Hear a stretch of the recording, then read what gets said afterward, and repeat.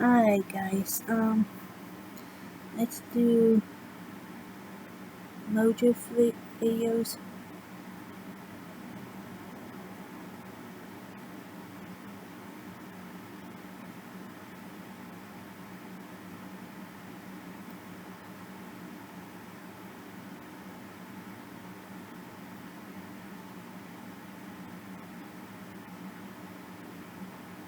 Let's do top 10 gross facts about fast food restaurants. Laugh with us, cheer with us, kick out your shoes, get barefoot with us. Girls' night in with us, so sweet with us. Be you with us, barefoot with us. Reputation at stake. Welcome to Watch Mojo, and today we're counting down our picks for the top 10 dark facts about fast food places. 2 weeks, French fries from a regular restaurant. 2 weeks, French fries from a McDonald's restaurant. You know what you're paying for when you come to Taco Bell. You want real beef, you probably go somewhere else. For this list, we're looking at unsavory stories and behind-the-scenes details about your favorite fast food chains. We'll be focusing on lesser-known facts that relate to food preparation and public perception. Warning, this gets gross. Which fast food franchise do you trust most? Let us know in the comments below. Number 10, pink slime. It's said to be the entire chicken, eyes, guts, bones, ground up into something called mechanically separated poultry. Not us, says McDonald's. Photo hoax. The pink goo won't go away. Also known as pink goo, lean, finely textured beef, or LFTB, is a meat byproduct that's gotten a lot of unfavorable publicity. Then again, when the FDA approves a product for, quote, limited human consumption, I eat it doesn't chicken exactly nuggets since I inspire was confidence. little. Pink slime is a paste made by removing low-grade leftover beef trimmings and removing the fat. It's economic fraud. It's not fresh ground beef. It's a substitute. It's a cheap substitute. Wow. Because pink Looks slime like I'm is gonna more eat at-risk chicken for E. nuggets coli and a salmonella, week. it's commonly treated with ammonia, leading to bans in Canada and the European Union. Tasty, right? This is a practice that is openly sort of admitted to being in at least 70% of ground beef products. Despite the uproar that kicked off around 2011, pink slime is still widely used as filler, including at many fast food joints. In fact, in 2018, it was reclassified in the US as simply ground beef. Number 9. Fast food restaurant logos trick you into feeling hungry.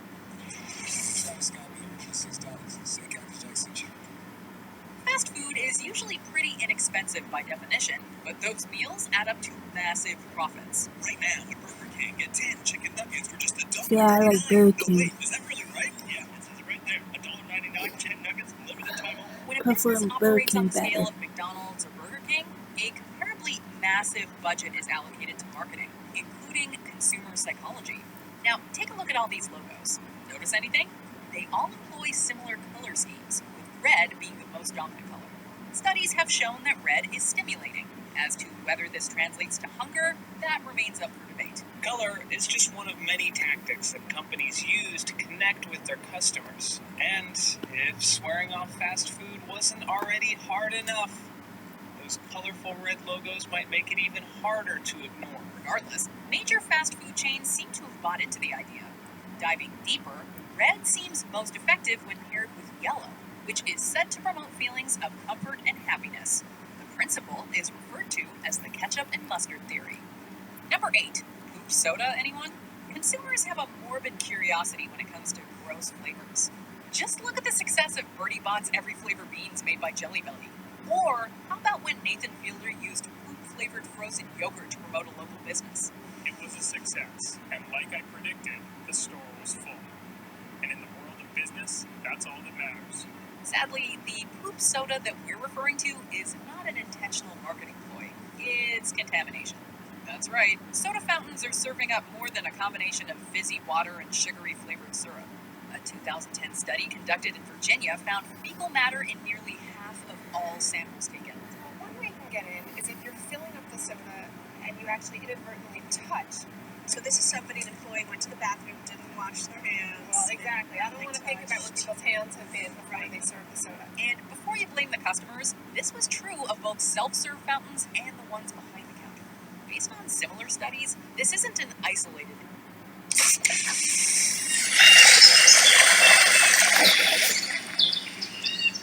incident.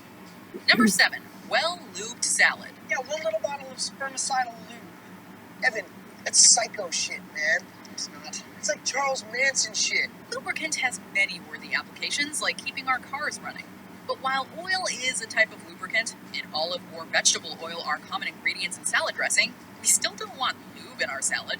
So if you only have a second, hurry to Wendy's for a salad. They're fresh, fast, and ready to go. Have a nice day. When you make the healthy choice at a fast food joint, those leafy greens may be topped with propylene glycol. Don't remember seeing that product on the shelves of your local grocery store? Us neither. Propylene glycol is used in antifreeze and personal sexual lubricants. Everything's gotta be clean, crisp, and tasty. It also works as a moisture preserver and an anti-caking agent. It's been deemed safe for consumption, but that doesn't necessarily make it appetizing. I mean, it's fresh when you get it, and it's fresh when I pop it in my mouth. It's like having somebody come in your own kitchen to make you a salad. Oh, and it's used in more than just the salads, including Big Mac sauce. Number 6, the beef with Taco Bell. McDonald's is constantly having to reassert that its burgers are made from 100% real beef with, quote, no fillers, additives, or preservatives. Taco Bell, on the other hand, would probably rather not talk about it. Ground beef made from 88% beef just doesn't have the same ring to it. 12% is an abysmal grade on a test, but when it represents the other mysterious ingredients in your taco beef, it feels very high. Okay, they get worse. You're doing that.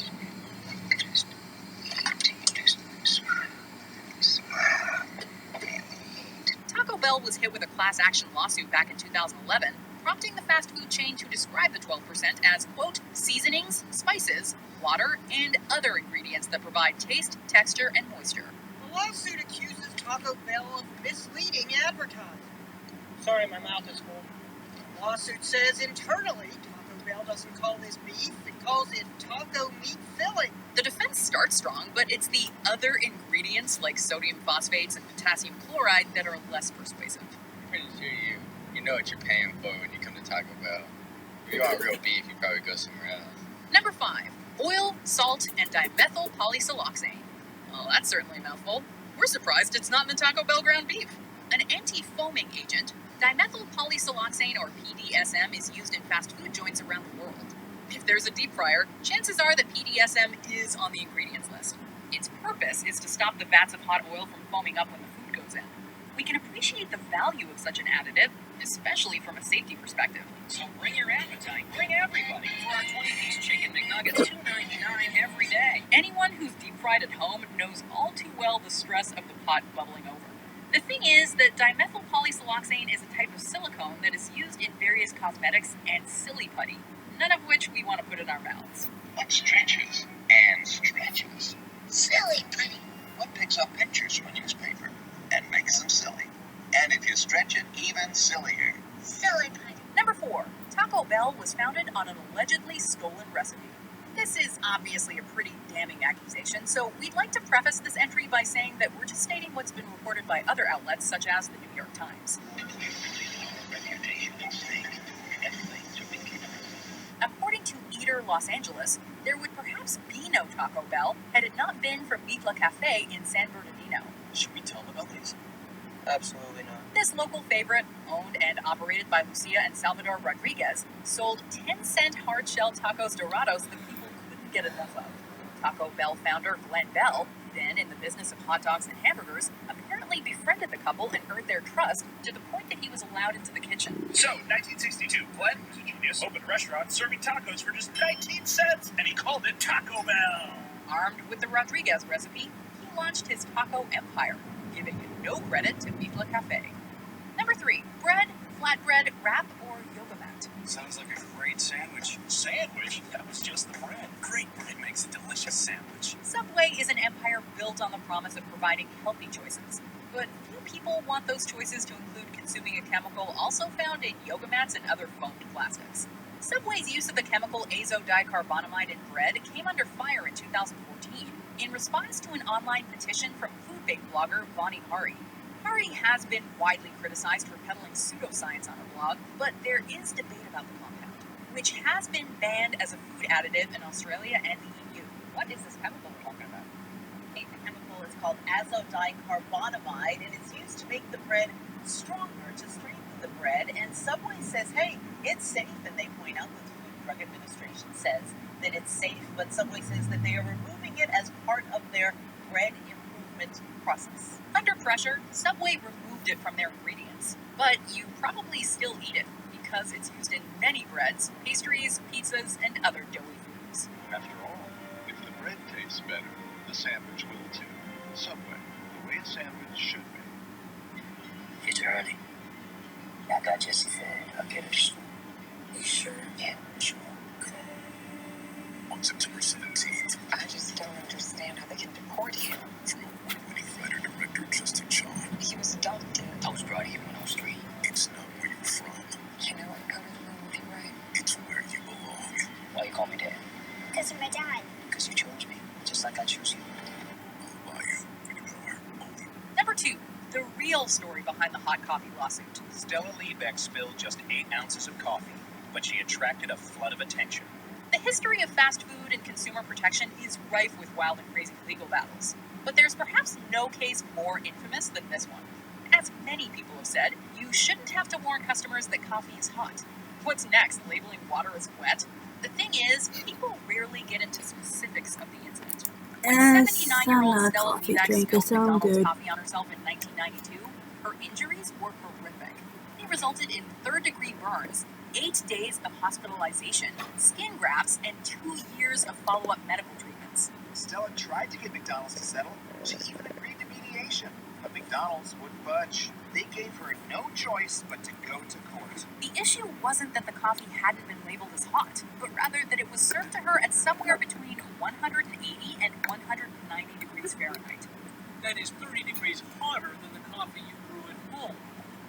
The details were so alarming, the jury awarded Liebeck $160,000 in compensation, and they added $2.7 million to punish McDonald's. Before we unveil our top pick, here are some honorable, or in this case, dishonorable mentions.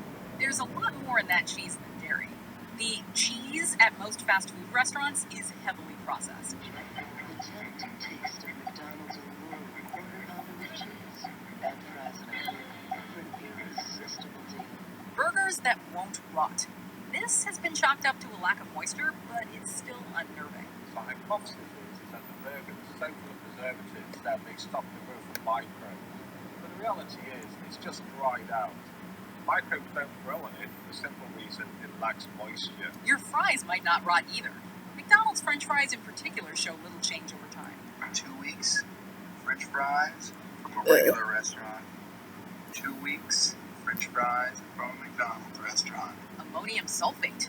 It's commonly used in fertilizer and some fast food hamburger buns and breads. Yummy sand. Silicon dioxide, a component of sand, is used as a fast food anti-caking agent. Before we continue, be sure to subscribe to our channel and ring the bell to get notified about our latest videos. You have the option to be notified for occasional videos or all of them. If you're on your phone, make sure you go into your settings and switch on notifications. Number 1. Arby's Meat Mishaps. This fast food chain has got a great selection of items on their menu. It's time to pick your 2 for 6. Things you crave. The smokehouse brisket? Divine. And Yum. don't even get us started on their mouth-watering roast beef sandwiches. From chicken and beef to their sliders, loaded fries, and other tasty sides, Arby's knows what their customers want. But they should really leave the human meat to Dr. Lecter. Back in 2012, Michigan native Ryan Hart was more than halfway through his junior roast beef sandwich when he found a part of an employee's finger with his teeth. She was treated at a hospital. The boy had a blood test, got some medication.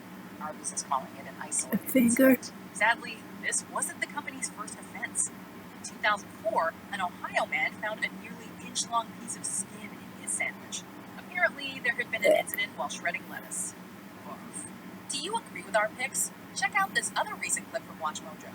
And be sure to subscribe and ring the bell to be notified about our latest video. Incredible produce brought from North Wales. Forget it, Bart. Okay. Alright guys, I will see you in my video, so I'll see you then.